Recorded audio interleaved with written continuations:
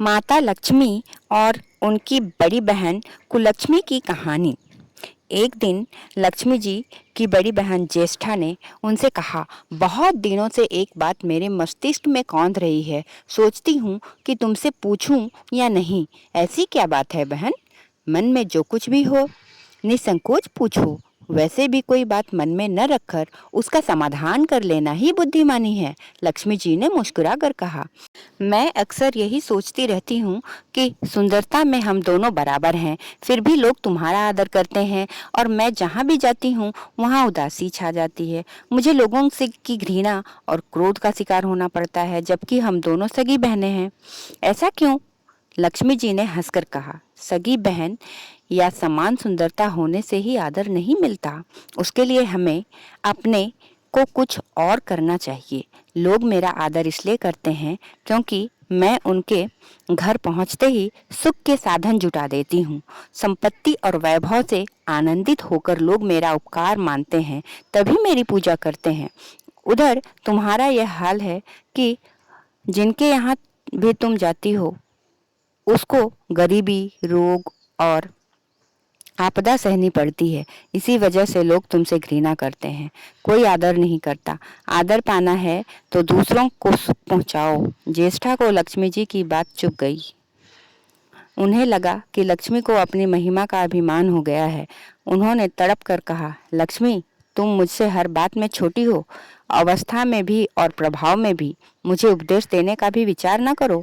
अगर तुम्हें अपने वैभव का अहंकार है तो मेरे पास भी अपना एक प्रभाव है।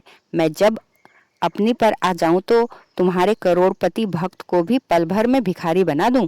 लक्ष्मी जी को हंसी आ गई और कहने लगी, बहन, तुम बड़ी हो इसलिए कुछ भी कह सकती हो, लेकिन जहां तक प्रभाव की बात है मैं तुमसे कम नहीं हूँ।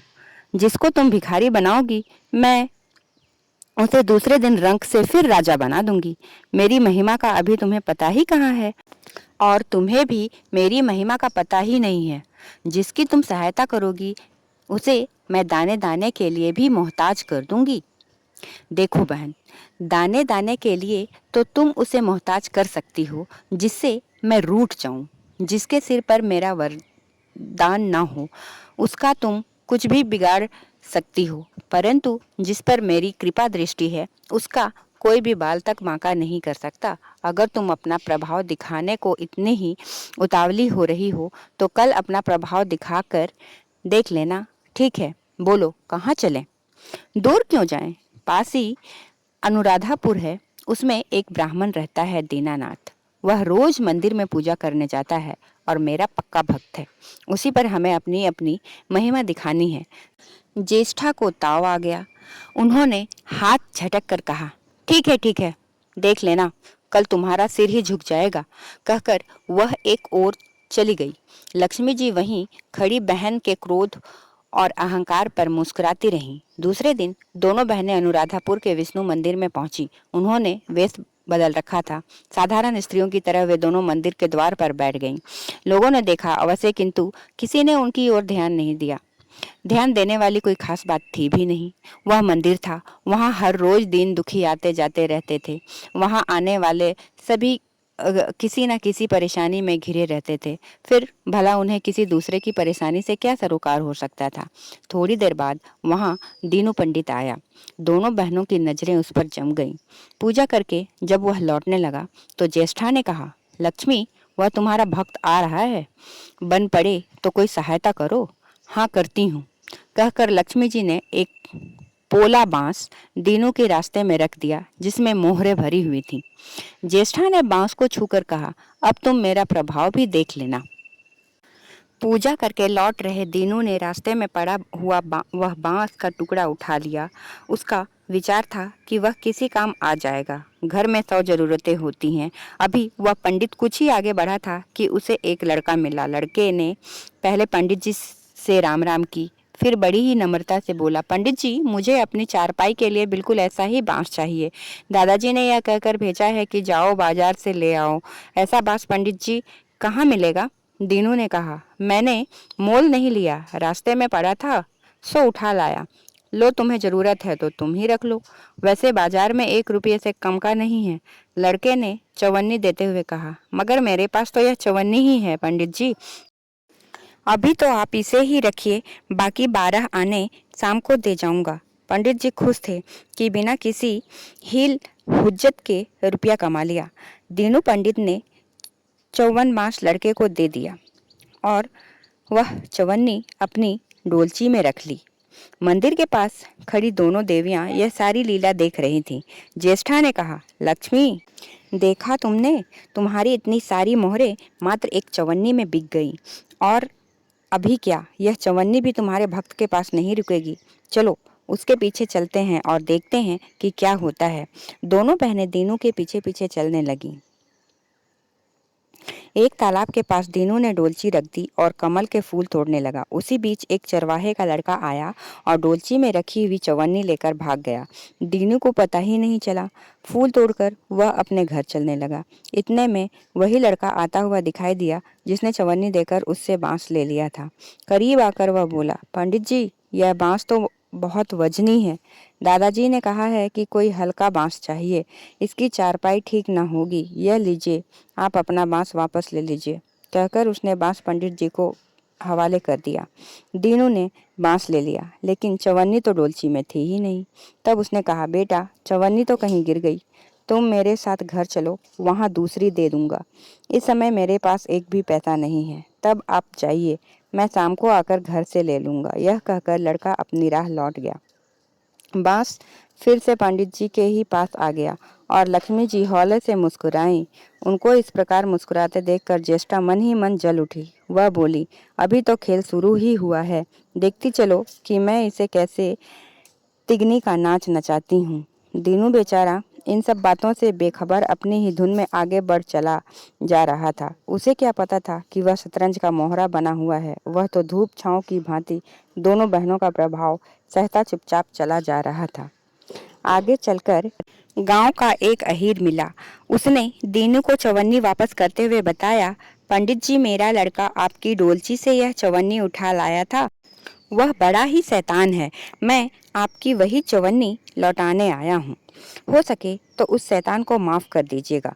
दीनू ने आशीर्वाद देकर चवन्नी ले ली और प्रसन्न मन से उस लड़के को पुकारने लगा जो शाम को घर आकर चवन्नी लेने की बात कहकर लौट जा रहा था। आवाज सुनकर लड़का लौट आया। अपनी चवन्नी वापस पाकर वह भी प्रसन्न हो गया। दीनू पंडित निश्चिंत मन से घर की ओर बढ़ने लगा।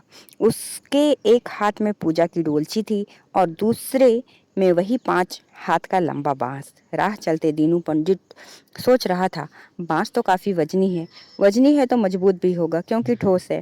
इससे दरवाजे के छप्पर में लगा दूंगा, कई साल के लिए बल्ली से छुटकारा मिल जाएगा। ज्येष्ठा को उसके विचार पर क्रोध आ गया। लक्ष्मी जी के प्रभाव से दीनू को लाभ होता देख वह मन ही मन बुरी तरह जल जा रही थी। जब उन्होंने देखा कि पंडित का घर करीब आ गया है तो कोई उपाय न पाकर उन्होंने दीनू को मार डालने का विचार किया। उन्होंने कहा, लक्ष्मी, धन संपत्ति तो मैं छीन ही लेती हूँ, अब तुम्हारे भक्त के प्राण भी ले लूंगी। देखो वह किस तरह तड़प तड़प कर मरता है। और वह तुरंत सांप बनकर दीनू की ओर दौड़ पड़ी। लक्ष्मी जी को तनिक भी घबराहट नहीं हुई। वह उसी तरह खड़ी मुस्कुराती रही। सहसा दीनू चौंक पड़ा। एक भयानक सांप फन उठाए उसकी ओर झपट रहा था।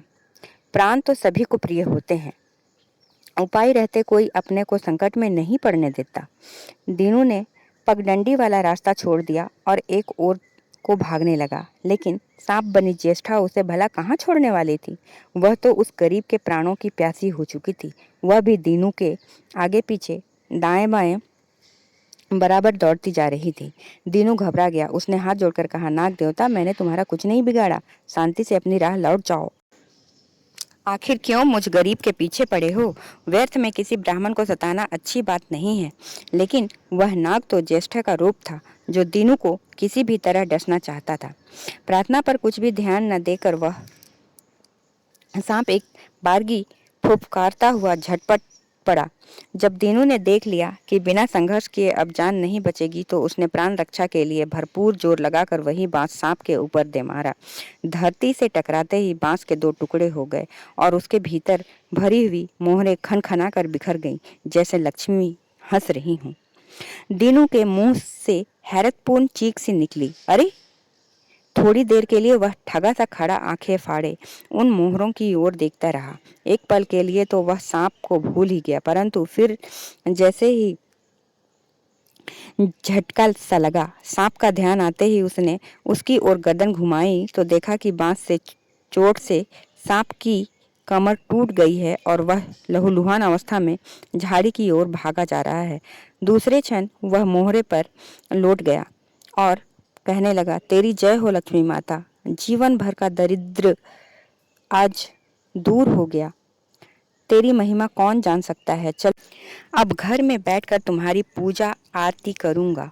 और फिर जल्दी जल्दी उसने सारी मोहरें अंगोछे में बांध दी और लंबे लंबे कदमों से घर की ओर चल दिया। पीछे एक पेड़ की छाया में खड़ी लक्ष्मी अपनी बड़ी बहन ज्येष्ठा से मुस्कुराकर पूछ रही थी, कहो बहन, सच बताना, बड़प्पन की थाह मिली या अभी नहीं मिली है। बड़प्पन किसी को कुछ देने में ही है, उससे छीनने में नहीं। ज्येष्ठा ने कोई उत्तर नहीं दिया, वह चुपचाप उदास खड़ी रही। लक्ष्मी जी ने उनका हाथ पकड़कर कहा, फिर भी हम दोनों बहनें हैं, जहाँ रहेंगी साथ ही रहेंगी। आओ अब चलें। जय माता दी। अधरों पर मुस्कान, भक्ति से भर दो मन को, हो जग का कल्याण, शक्ति से भर दो जन को। जय माता दी, जय माँ लक्ष्मी। भक्तों, अगर आप लोगों को मेरी ये वीडियो अच्छी लगी हो और इस तरह की वीडियो सुनने के लिए मेरे चैनल को सब्सक्राइब करें और लाइक कमेंट करें। धन्यवाद।